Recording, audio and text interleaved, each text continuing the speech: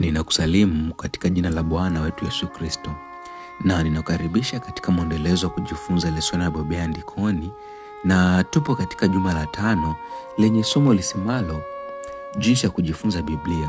Na katika juma hili tutakuwa na wasaa wa kuzipitia aya zilizopo katika kitabu cha Zaburi sura ile ya 119. Kabla ya kuendelea mbele zaidi, tupate ombi. Baba yetu na Mungu wetu uliyeko juu mbinguni, tunajisalimisha chini ya miguu yako ili tuweze kuyasikia yale yatokayo kwako kupitia katika lesoni hii. Kubali kutufundisha na kutuelekeza, ni katika jina la Yesu. Amina. Hazina ya thamani zaidi. Fikiria tena wakati ulipopokea Biblia yako ya kwanza. Huenda ndugu yako Mkristo alikupa ukiwa mtoto, au labda uliinunua mwenyewe ukiwa mtu mzima. Haidhuru umekuwa nayo kwa muda gani, tafakari thamani unayoweka katika kitabu hiki. Je, ni mojawapo ya mali zako za thamani na za kupendeza zaidi? Au unachukulia kawaida kwamba una neno la Mungu lililo hai mikononi mwako? Je, unapata ugumu wa kuwa thabiti katika kuisoma? Huenda umewahi kujiuliza pa kuanzia au jinsi ya kukisoma kitabu hiki ili kukua karibu na Mungu. Martin Luther alisema, kwa miaka kadhaa sasa nimekuwa nikisoma Biblia mara 2 kila mwaka. Ikiwa Biblia ingekuwa mti mkubwa wenye nguvu na maneno yake yote yakiwa matawi madogo, nimegusa kila tawi, nikitamani kujua kilichokuwemo ndani yake na ahadi zake. Iwe unapata wakati wa kila siku wa kusoma Biblia kwa ufanisi, au Biblia yako inabaki bila kufunguliwa kwenye rafu au kifaa chako, ukweli ni kwamba sote tunaweza kukuza tabia bora zaidi za kujifunza Biblia. Si rahisi kila mara kwa watu wenye shughuli nyingi kukuza ratiba ya kutumia muda mara kwa mara bila haraka katika Biblia. Je, huwa unaweka kengele yako mapema kidogo kuliko kawaida ili kuamka na kusoma Biblia yako? Au wakati mwingine unajikuta unapambana kuamka kutoka kitandani na kisha kuangalia saa na kufikiria, nina dakika 15 kabla sijaanza siku. Ingekuwa bora ningeamka mapema.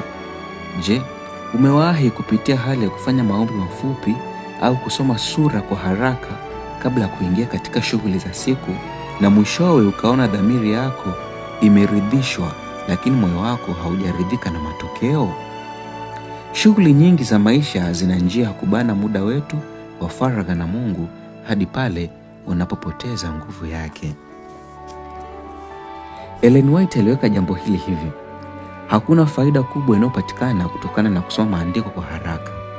Mtu anaweza kusoma Biblia yote na bado akashindwa kuona uzuri wake au kuelewa maana ya kina na iliyofichika. Ingawa kweli kuna baraka zinazotokana na kusoma Biblia, kama kunywa maji kutoka kwenye bomba la maji ya kuzima moto yanayotoka kwa wingi na kwa kasi, inawezekana kusoma Biblia yote na bado ukakosa mengi. Mungu alitupa neno lake lililovuviwa lenye thamani ili tupate kumjua zaidi yeye, na katika mchakato huo kujua zaidi kuhusu sisi wenyewe pia. Tunapochukua muda kuona tabia ya Mungu isiyoelezeka na njia ambazo ameshirikiana na wanadamu katika historia, tunaweza tu kumpenda zaidi. Kumbukumbu ya ushirikiano wake ipo mikononi mwetu, lakini lazima tupate muda na tuchukue muda kumjua Mungu kupitia kusoma neno lake. Fikiria kuhusu mapendekezo yafuatayo. 1.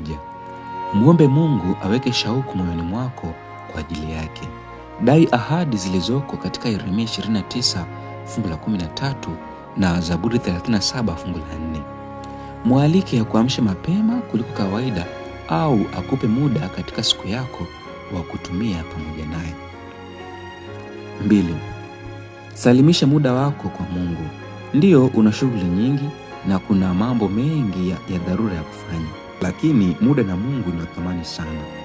Nenda mahali pa utulivu ukiwa peke yako na usome Zaburi 46 fungu la 10. Soma maneno hayo au imba wimbo kama yote namtolea Yesu. Fikiria kuhusu maeneo ya maisha yako ambayo hujasalimisha na uyasalimishe kwa Mungu. 3. Tumia muda na Mungu hata pale unapohisi unapohitaji.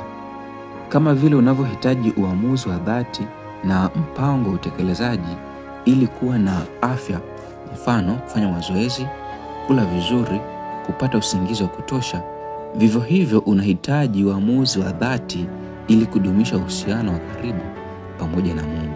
Kumbuka kwamba tabia mpya zinahitaji angalau siku 21 kuundwa, na hatuwezi kufanikiwa bila msaada wa Roho Mtakatifu.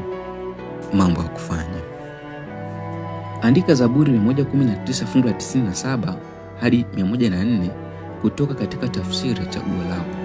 Tunaweza kujifunza nini kutoka katika aya hizi juu ya neno la Mungu na wale wanaolipokea neno la Mungu? Bwana akubariki unapoendelea na tafakari.